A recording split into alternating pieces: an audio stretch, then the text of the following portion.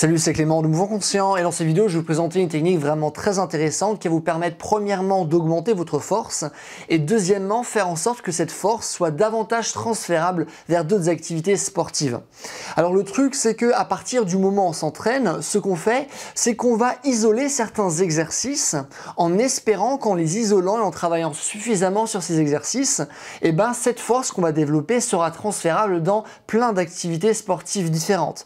C'est la raison pour laquelle les footballeurs ne vont pas simplement faire du foot. Ils vont également avoir une préparation physique, ils vont également soulever des poids.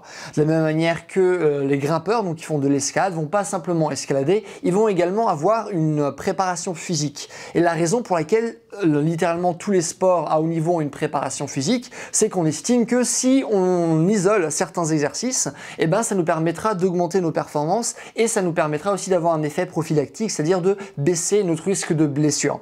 Ça, c'est quelque chose qui est vrai. À partir du moment où vous choisissez les bons exercices, vous allez avoir un transfert de force. Et le truc, c'est qu'il existe une technique qui va nous permettre d'améliorer justement ce transfert de force et faire en sorte que ces mouvements soient mieux liés entre eux pour avoir une force qui est plus globale. Ça marche? Et le truc, c'est simplement, au lieu de simplement isoler ces mouvements, on va commencer à les intégrer. Donc, à partir du moment où j'ai déjà créé suffisamment de force dans mes patterns, je ne peux pas le faire trop tôt parce que si on ne maîtrise pas les mouvements, on ne peut pas intégrer des mouvements qu'on ne maîtrise pas. Vous voyez ce que je veux dire? Donc, à partir du moment où j'ai une certaine maîtrise, par exemple, je peux mélanger un poirier, une pompe en poirier et une planche gymnique bras pliés. Donc ça donnerait simplement moi qui commence en poirier et qui vais descendre en position de planche bras pliés. Donc ça c'est intéressant. Pourquoi? Parce qu'on a plusieurs mouvements isolés. C'est-à-dire qu'à la base j'ai travaillé mon poirier. En plus de travailler mon poirier, donc ma capacité à rester en équilibre sur mes mains, j'ai travaillé ma capacité à faire des pompes en poirier. Ça c'est le deuxième pattern. Et en plus de ça, j'ai travaillé ma force à bras tendus et force bras pliés dans la position de la force gymnique. Donc ça c'est trois patterns différents. Et ce qui est intéressant, c'est que même si vous avez travaillé ces trois patterns différents et que vous avez comme atteint un certain niveau de force, ça ne veut pas pour autant dire que vous avez suffisamment de force pour les combiner entre eux.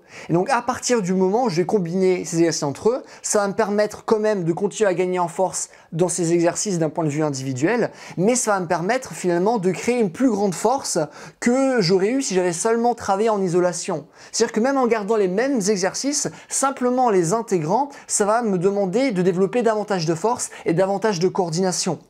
Autre exemple, si maintenant vous savez faire une tuck planche et si vous savez faire un L-sit, vous pouvez simplement faire des liaisons L-sit et tuck planche. Et là aussi, ça se trouve, vous savez faire le L-sit, vous savez faire une tuck planche, mais c'est pas pour autant parce que vous savez les deux que vous saurez faire de bonnes liaisons entre ces deux exercices-là, ok? Parce que finalement, pour passer d'un exercice à l'autre, cette phase de liaison, c'est pas une phase qu'on a travaillée spécifiquement.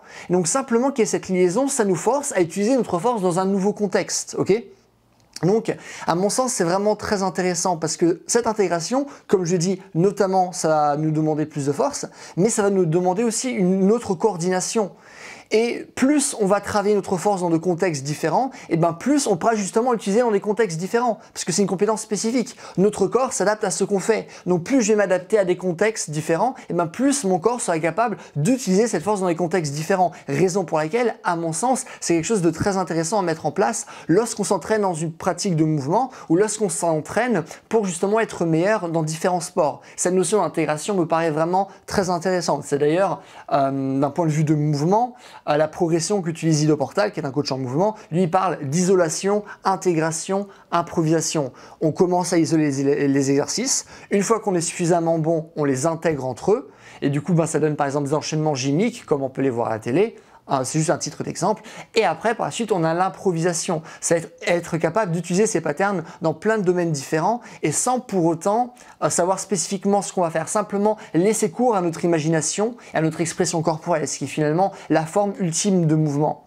Donc ça, c'est vraiment très intéressant, à mon avis, à intégrer dans vos entraînements, à condition que vous ayez quand même suffisamment isolé les mouvements au préalable. Maintenant, comment vous allez intégrer ça dans vos entraînements? Moi, ce que je vous conseille, c'est simplement de faire ça peut-être 2 ou 3 fois par an. Je dirais pas que c'est intéressant de le faire plus longtemps, et ce, pendant des cycles de 4 à 6 semaines, 8 semaines, je dirais grand max, ok? Mais généralement 4 à 6 semaines. 6 semaines, ça me paraît bien.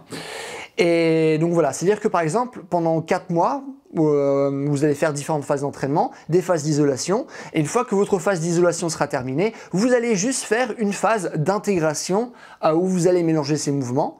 Donc ça vous permettra de développer votre force, votre coordination, avoir une force qui est beaucoup plus globale. Et après, vous allez de nouveau pouvoir passer à de l'isolation, d'autres exercices et votre préparation traditionnelle. Vous allez refaire ça et ensuite vous pouvez recommencer à faire l'intégration et ainsi de suite et ainsi de suite. Donc c'est pas une technique sur laquelle vous devez baser votre entraînement. C'est une technique qui va finalement complémenter votre entraînement. Ça marche? Bah voilà, écoutez, c'est tout ce que je voulais vous dire dans cette vidéo. Si vous avez des questions, des choses que vous ne comprenez pas, n'hésitez pas à les mettre dans les commentaires. Je réponds à tout le monde comme d'habitude. Si vous avez aimé ces vidéos, n'hésitez pas à mettre un j'aime, comme ça ma vidéo sera mieux répertoriée, ce qui est cool pour moi. Et dernièrement, si vous voulez un programme qui parle justement de ce genre de choses, qui vous explique vraiment comment développer votre force, mais dans plein de domaines différents, qui vous donne toutes les ressources théoriques et pratiques dont vous avez besoin pour précisément créer vos entraînements en force, en souplesse, en vitesse, en endurance, en coordination.